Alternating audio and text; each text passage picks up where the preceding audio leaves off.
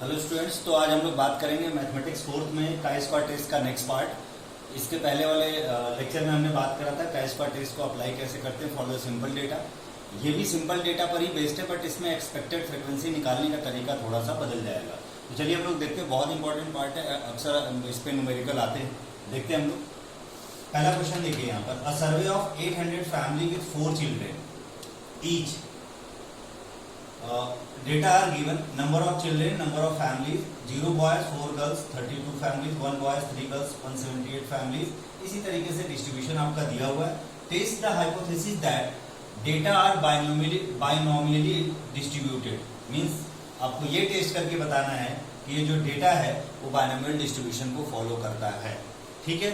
And boys and girls birth are equal probable, यानी ये मान के चलना है कि जो गर्ल्स और बॉयज के बॉर्न होने की, उनके बर्थ की जो प्रोबेबिलिटी है वो इक्वल है, ठीक है, ये ध्यान रखिएगा। और सिमिलरली दूसरा क्वेश्चन भी मैंने बिल्कुल सिमिलर वैसा लिखा। ध्यान रखिए कि दोनों क्वेश्चन कभी न कभी एकेटिव एग्जाम में आए, तो इनमें से एक का सोल्यूशन मैं आपको बताऊंगा, सेकंड का बिल्कुल सिमिलर फर्स्ट है, आप उसी तरीके से सॉल्व कर सकते हैं। 2 से 3 बार ये भी आया, 1 से 2 बार ये भी आया हुआ है, तो ध्यान रखिएगा। अ सर्वे ऑफ 320 फैमिली, इसमें 800 फैमिलीज था, इसमें 320 फैमिलीज है, इसमें 4 चिल्ड्रेन है, इसमें 5 चिल्ड्रेन है, विथ 5 चिल्ड्रेन ईच। डेटा यहाँ दिया हुआ 5 boys 0 girls 18 family, 4 boys 1 girls 56 family and so on. इस तरीके से डेटा है। Test the hypothesis that data are binomially distributed and male and female birth are equal probable. Male female obvious boys और गर्ल्स के पैदा होने की जो प्रोबेबिलिटी है वो सेम कंसीडर करना है। अक्सर इस तरीके के क्वेश्चन आते हैं। ये पहले वाले जो हमने पढ़े थे, डेटा सिंपल एक लाइन में की प्रोडक्शन दे दिया या नंबर ऑफ एक्सीडेंट्स दे दिया, वो वहां से ऑब्जर्व फ्रीक्वेंसी मिल जाती थी और एक्सपेक्टेड फ्रीक्वेंसी हम लोग निकाल लेते थे। यहाँ पर भी ये हमारे पास ऑब्जर्व फ्रीक्वेंसी है, ये हमारे पास ऑब्जर्व फ्रीक्वेंसी है, लेकिन एक्सपेक्टेड फ्रीक्वेंसी निकालने का तरीका बदल जाएगा, बिकॉज इन्होंने कह दिया कि डेटा जो है वो बाइनोमियल डिस्ट्रीब्यूशन को फॉलो कर रहा है, तो आप एक्सपेक्टेड फ्रीक्वेंसी भी बाइनोमियल डिस्ट्रीब्यूशन के हेल्प से ही निकालेंगे। अब ये बाइनोमियल डिस्ट्रीब्यूशन क्या होता है, तो नॉर्मल बाइनोमियल पॉइजन डिस्ट्रीब्यूशन, ये 4th यूनिट के पार्ट हैं। जिन लोगों ने पढ़े होंगे उनको मालूम होगा, नहीं पढ़े होंगे तो इसके बाद अगर मैं लेक्चर आगे बनाऊंगा इसको तो जरूर आपको डिस्ट्रीब्यूशन सारे डिस्कस करूंगा और जरूर बनाऊंगा उस पर लेक्चर, ध्यान रखिएगा। तो पहले इस क्वेश्चन को ध्यान समझते हैं। अक्सर ऐसे क्वेश्चन एकेटिव एग्जाम्स में आते हैं, बिल्कुल दोनों सिमिलर है। ये क्वेश्चन ये कहा गया है कि ऐसी फैमिलीज के सर्वे किए गए जिनमें 4 या 5 बच्चे हैं। पहले में 4 चिल्ड्रेन, दूसरे में 5 चिल्ड्रेन को लिया गया था। अब चिल्ड्रेन का मतलब गर्ल्स और बॉयज दोनों हो सकते हैं, तो 18 फैमिलीज ऐसी हैं जिसमें 5 बॉयज और 0 गर्ल्स है, एक भी लड़कियां नहीं है। 56 फैमिलीज ऐसी जिसमें 4 बॉयज और 1 गर्ल्स। 110 फैमिलीज ऐसी जिनमें 3 बॉयज और 2 गर्ल्स है। इस तरीके का डिस्ट्रीब्यूशन दिया गया है। तो देखिए कैसे क्वेश्चन को सॉल्व करेंगे, बिल्कुल सिमिलर प्रोसीजर है, सिर्फ एक ही चीज चेंज होगा, how to calculate expected frequency, वो चेंज हो जाएगा। इसके पहले क्या आता था, एक्सपेक्टेड फ्रीक्वेंसी की ऑब्जर्व फ्रीक्वेंसी का summation divided by number of observation, but यहाँ पर ऐसा नहीं होगा। यहाँ पे किसी डिस्ट्रीब्यूशन का नाम दे दिया तो एक्सपेक्टेड फ्रीक्वेंसी भी आप डिस्ट्रीब्यूशन के हेल्प से ही निकालेंगे, बाइनोमियल के हेल्प से निकालेंगे। तो चलिए देखते हैं सॉल्व कैसे करेंगे। सेकंड का सोल्यूशन मैं बता रहा हूँ, फर्स्ट बिल्कुल सिमिलर है, ये आपका होमवर्क होगा, प्लीज इसको कर लीजिएगा, बिल्कुल सिमिलर है, ध्यान रखिएगा। लेट नल हाइपोथेसिस H0, मैंने आपको बताया था कि आप वही हाइपोथेसिस मानोगे जो आपको टेस्ट करना है। यहाँ पे मैं बाइनोमियल डिस्ट्रीब्यूशन टेस्ट करना है कि जो डेटा है, these data are binomially distributed or not, तो आपको ये मान के चलना है late H0 is a null hypothesis, data are binomially distributed। हमने मान लिया कि जो डेटा है वो बाइनोमियल डिस्ट्रीब्यूशन को फॉलो करता है। अब ये हाइपोथेसिस अगर हमारी एक्सेप्ट होती है तो जो हमने माना दैट इज करेक्ट, अगर रिजेक्ट होती है तो जो हमने माना वो कैंसिल हो जाएगा, वो गलत था, ऐसा। अब कंडीशन आपको मालूम है कि मेल और फीमेल बर्थ की जो प्रोबेबिलिटी है इक्वल है, तो P मान लेते हैं male birth, probability of male birth, Q is the probability of female birth, और दोनों इक्वल होगा, P equal to Q equal to 1/2, क्योंकि दोनों के चांसेस बराबर हैं। क्यों? क्योंकि P plus Q equal to 1 होता है in case of binomial distribution. P और Q एक दूसरे के कॉम्प्लीमेंट्री प्रोबेबिलिटी होते हैं। P is the probability of boys birth और Q is the probability of girls birth को आप लिख सकते हैं। और ध्यान रखिएगा बाइनोमियल डिस्ट्रीब्यूशन पे ये फॉर्मूला होता है, PR equals to NCR P to the power R Q to the power N minus R। R मतलब नंबर ऑफ ऑब्जर्वेशन। यहाँ पे कितने ऑब्जर्वेशन लेंगे, 0 boys, 1 boys, 2 boys, 3 boys, 4 boys, 5th boys. अगर सेकंड की बात करें, 5 चिल्ड्रेन में लिए गए हैं, पांचों के पांचों लड़के हैं या एक भी लड़का उसमें नहीं है, ऐसी केस लेनी है। या आप बॉयज के जगह गर्ल्स भी ले सकते हो, तो R की वैल्यू कितने चिल्ड्रेन दिए गए that is R। 0 boys, 1 boys, 2 boys, 3 boys, 4 boys, 5 boys. और स्मॉल n क्या होता है, नंबर ऑफ ऑब्जर्वेशन। कितने ऑब्जर्वेशन है, 1 2 3 4 5 6। तो स्मॉल n की वैल्यू आपको यहाँ पर ऑब्जर्वेशन n का वैल्यू है, सॉरी मैं गलत बोल गया, ध्यान रखिएगा यहाँ पे ये जो हमें स्मॉल n लेना है क्योंकि इस फॉर्मूले में यूज होता है n की वैल्यू, तो स्मॉल n आपको जो लेना है वो नंबर ऑफ चिल्ड्रेन लेना है, ध्यान रखिएगा। और जो r होता है, जो ये r की वैल्यू होती है ना अप टू n तक होती है, एक्चुअल में r की वैल्यू 0 1 2 3 अप टू n तक होती है, उसी n में से r की वैल्यू क्या लेनी है ये हमें ध्यान रखना है, ये ध्यान रखिएगा, वो मेरी फॉल्ट थी। अब उसके बाद वैसे भी ऑब्जर्वेशन की भी बात करें तो यहाँ पे 1 2 3 4 5 6 ऑब्जर्वेशन है जो काम आएगा डिग्री ऑफ फ्रीडम निकालने के लिए, उसको हम आगे देखेंगे, ध्यान रखिएगा।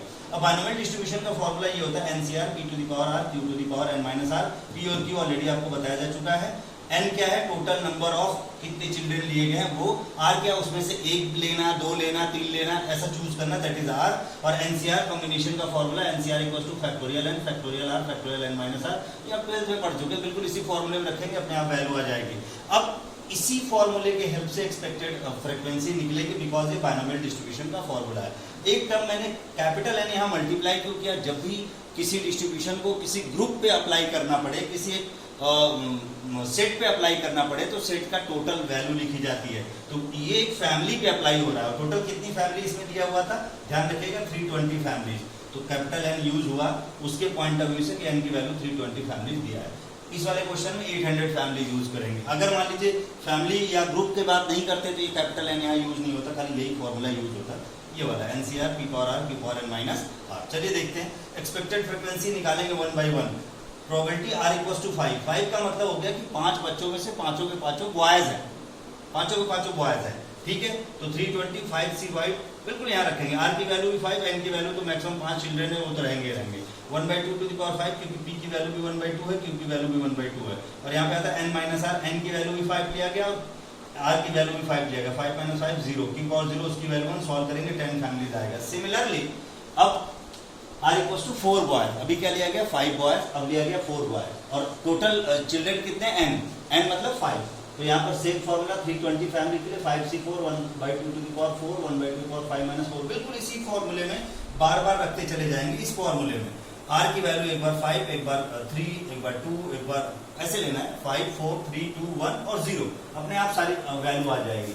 तो 50 families 100 families 100 families 50 families 10 family, ध्यान रखिएगा।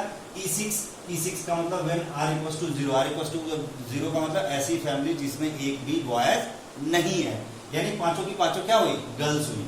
आप वैसे भी कर सकते थे, r की वैल्यू जरूरी नहीं कि 0 यहाँ पर, आप यहीं से स्टार्ट कर सकते थे कि r इक्वल्स टू 0 फिर 1 फिर 2 फिर 3 फिर 4 फिर 5, तो भी यही आंसर आएगा, उससे कोई प्रॉब्लम नहीं है। आप किसको पहले लेते किसको बाद में, तो ये जो आपने निकाला these are the expected frequency. ध्यान रखिएगा जब भी कोई डिस्ट्रीब्यूशन की बात करेगा एक्सपेक्टेड फ्रीक्वेंसी बाइनोमियल है इस वजह से, अगर पॉइजन दिया होता तो पॉइजन के डिफरेंस के तरीके से लगता, बट मैंने क्वेश्चन बाइनोमियल का इसलिए लिया क्योंकि अक्सर यही पूछा गया है एग्जाम में, ठीक है।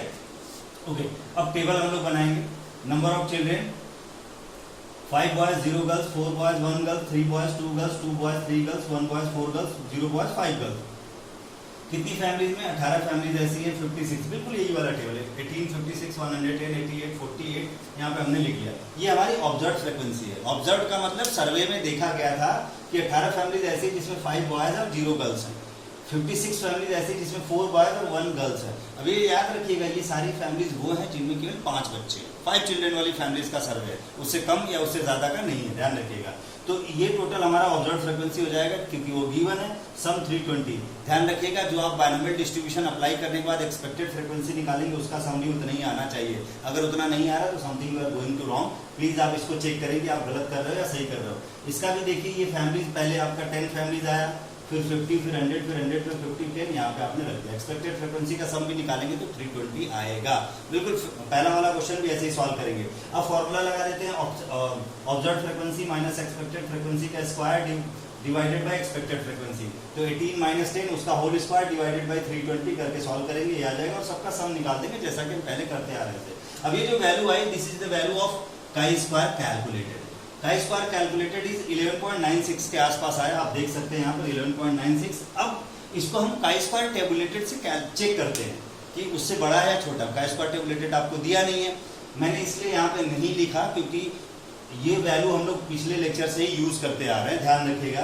पहले डिग्री ऑफ फ्रीडम की बात करेंगे तो कितने डेटा दिए गए 1 2 3 4 5 6, तो 6 - 1 5, डिग्री ऑफ फ्रीडम हो गया आपका 5 जिसको हम न्यू कहते हैं, ठीक है। और मैंने पहले ही बताया था कि बाय डिफॉल्ट आपको लेवल ऑफ सिग्निफिकेंस कितना लेना है, 5%। तो आपका काई स्क्वायर टेबलेटेड कितना हो जाएगा, अल्फा 5%, और डिग्री ऑफ फ्रीडम 5 पे 11.07 हो रहा है। यही हम लोग पिछले क्वेश्चन में भी यूज किए थे। तो इस अब आप देख सकते हैं ये काई स्क्वायर टेबलेटेड की वैल्यू 11.07 और काई स्क्वायर कैलकुलेटेड की value 11.96। Obvious 11.96 is greater than 11.07, means काई स्क्वायर कैलकुलेटेड अब काई स्क्वायर टेबलेटेड से बड़ा आ रहा है। जब ऐसा आता है तो जो हाइपोथेसिस हम लोग माने हैं दैट विल बी रिजेक्टेड। पहले वाली केस में क्या था, काई स्क्वायर कैलकुलेटेड कम आ रहा था, लेस आ रहा था as compare to chi square tabulated, तो उस केस में एक्सेप्ट हो रहा था। बट यहाँ पर chi square calculated greater than आ रहा है टेबुलेटेड वैल्यू से, इसलिए इसको हम क्या करेंगे, हाइपोथेसिस इज रिजेक्टेड। ऑलरेडी पहले लेक्चर में आपको बताया जा चुका है। तो स्टूडेंट हम लोग यहाँ पर अब इसका मतलब क्या हुआ, रिजेक्टेड का मतलब हम लोग शुरू में क्या माने थे कि H0 जो है डेटा आर बायनोमियली डिस्ट्रीब्यूटेड, जबकि जो हमने माना वो रिजेक्ट हो गया। इसका मतलब data are not binomially distributed, because अगर ये एक्सेप्ट हुआ होता तो सही था, ये रिजेक्ट हो गया तो जो हमने माना वो गलत है। तो आंसर कैसे लिखेंगे, that is data are not binomially distributed. तो बस आपको यही चेक करके बताना था कि जो नंबर ऑफ फैमिलीज इस सर्वे में चूज की गई और ये जो डेटा दिया गया, these are not satisfying to the binomial distribution। Similar पहला क्वेश्चन आप सॉल्व करिएगा। अब दो बातें इसमें रह रही हैं। मैंने आपको बोला था कि आपको टेबल कैसे चेक करते हैं, काई स्क्वायर टेबुलेटेड की वैल्यू कैसे निकालेंगे, कितने डिग्री ऑफ फ्रीडम में। नेक्स्ट लेक्चर में मैं आपको पहले वो दिखाऊंगा कि हम वैल्यू लेते कैसे। वैसे मोस्ट ऑफ द क्वेश्चन में एग्जाम में दिया रहेगा, बट फिर भी मैं आपको बता दूंगा कि काई स्क्वायर टेबुलेटेड निकालते कैसे हैं। तो स्टूडेंट ये बहुत इंपॉर्टेंट क्वेश्चन था, अक्सर इन दोनों में से कोई ना कोई आया है। ज्यादा से ज्यादा डेटा बदल सकता है, तो प्लीज कोशिश करिएगा। अब काई स्क्वायर में लास्ट पार्ट बचता कंटीजेंसी टेबल, कभी आता नहीं है बट फिर भी एज पर सिलेबस है, तो उसको हम लोग डिस्कस नेक्स्ट लेक्चर में जरूर करेंगे।